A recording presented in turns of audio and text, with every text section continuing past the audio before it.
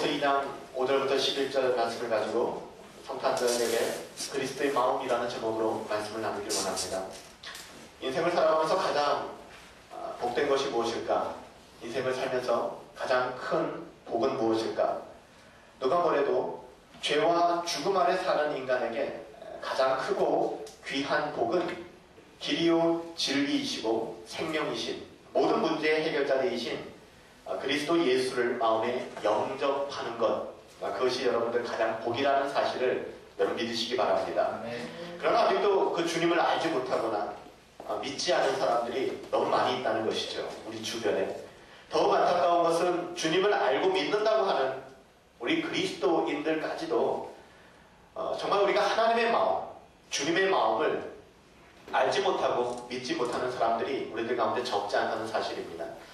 오늘 보면 특별히 우리가 강해 설교하는 것 아니니까 길게 이야기를 할 수는 없겠지만 옛날 빌립보 지역의 이 교회, 이 빌립보 교회도 이 교인들, 그리스도인들 내부에서 많은 문제들을 가지고 있었던 것 같습니다. 그래서 바울 사도는 이 빌립보서를 통해서 이 분열이 있고 나눠져 있는 이 교회를 향해서 사랑의 화합과 정말 진정 필요한 겸손함, 그리고 자기를 부정하는 그 열심을 갖출 수 있도록 너희는 그리스도의 예수의 마음을 가져라 하고 권면하고 있는 것입니다. 사랑하는 여러분들, 우리 모두 이 오염되어 버린, 감히 그렇게 이야기하고 싶어요. 성탄이라는 이 거룩한 성자를 쓰는데, 그렇죠? 근데 어떻게 우리가 이것을 오염됐다라고 표현할 수 있겠습니까? 저는 그렇게 이야기하고 싶습니다. 이 오염되어 버린 성탄절, 그래서 그 의미마저도 퇴색해져버린 이 성탄절을 보내면서 그리스도 예수의 마음이 무엇인지 우리가 분별하고 그 예수님의 마음을 더욱더 확고히 품을 수 있는 저와 여러분들이 되기를 예수님의 이름으로 축복합니다. 그리스도의 마음은요, 자기 희생입니다. 포기와 희생입니다. 인류를 향한 사랑의 그 포기함 아니겠습니까? 우리가 마음을 품고 가져야 될 성탄, 이 메리 크리스마스, 성탄, 이 거룩함의 시작, 이 성탄의 마음은요, 자기 희생입니다. 다시 말하면 크리스마스는요, 축제이기보다는 나 자신을 희생하는 첫걸음이 되어져야 합니다. 이것이 바로 예수님의 마음이었습니다. 그는 근본 하나님과 본체시나 제자훈련하신 분들 기억나시죠? 예수님은 하나님이십니다. 그분이 이 땅 가운데 오신 것입니다. 하나님이신 자신의 신분을 포기하셨습니다. 그럴 필요가 없으신 분이세요. 하나님은 하나님으로서 그냥 가치가 있는 분이십니다. 근데 그분이 하나님의 위치를 포기하시고 이 땅 가운데 오셨습니다. 왜 오셨습니까? 오늘 성경에 기록하기를 하나님과 동등됨을 여길 것으로 취할 것으로 여기지 아니하셨다. 인간의 몸을 입고 이 땅 가운데 오셨다. 그분은 하나님이셨는데, 그리고 그분은 지금도 하나님이시고 이후로도 하나님이신데, 그런 분이 피조세계에 피조세계주께서 하늘 영광 버리고 이 땅 가운데 오셨다는 것입니다. 그것이 성탄입니다. 우리는 묻게 됩니다. 주님 왜 오셨습니까? 왜 하나님이 자기의 권리를 포기하시고 이 땅 가운데 오셨습니까? 그것은 인류를 향한 사랑입니다. 우리를 위해서 파티하라고 크리스마스 케이크 가정에서 그거 나누면서 아니면 연인끼리 멋있는 그 시간을 보내라고 주님이 이 땅 가운데 오신 것이 아닙니다. 그리스도께서는 이 땅 가운데 오신 목적은 죄인 되어서 죽을 수밖에 없는 사람을 구원하시기 위하여 자기를 포기하시고 희생하시며 이 땅 가운데 오셨다는 사실을 저와 여러분들은 하나는 기억해야 될 것이죠. 주님이 이 땅 가운데 오신 날입니다. 그 이유는 우리를 사랑하셨기 때문에 죄와 죽음 그리고 멸망의 길을 가는 인간을 구원하시기 위하여 마지막 방법, 마지막 탈출구 예수님이셨어요. 우리의 유일한 대안, 복음이었습니다. 그 사랑의 낮아지심, 이것이 바로 성탄의 마음이요 그리스도의 마음입니다. 사랑하는 여러분들, 성탄의 마음을 품을 수 있게 되길 예수님의 이름으로 축복합니다. 낮아지십시오. 낮아지시면요, 싸움이 없게 됩니다. 가정에서의 싸움, 아니면 사람들과의 싸움 왜 일어나는지 아십니까? 또 낮아지고 이 말씀을 통해서 우리가 얻을 수 있는 것은요, 그리스도의 겸손함입니다. 겸손함. 그리스도께서는요, 죄로 말미암아 죽을 수밖에 없는 우리를 위해서, 구원의 큰 일을 위해서 자기를 비워 종의 형체로 사람과 같이 되었습니다. 낮아지셨습니다.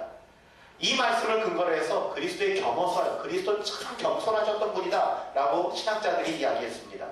이 놀라운 그리스도의 겸비, 하나님께서 사람이 되신 것에서 그는 그치지 않았습니다. 하나님이 사람이 됐다는 것만 해도 어메이징 그레이스인데, 놀라운 은혜인데, 거기서 끝나지 않고 그리스도께서는 계속해서 자기 자신을 낮추셨습니다. 어디까지 사용하셨는가? 천박한 노예나 아주 흉악한 죄인들에게만 사용하는 십자가에서 그의 몸을 찢기까지 낮아지셨다는 것입니다. 그분은 하나님이신데요.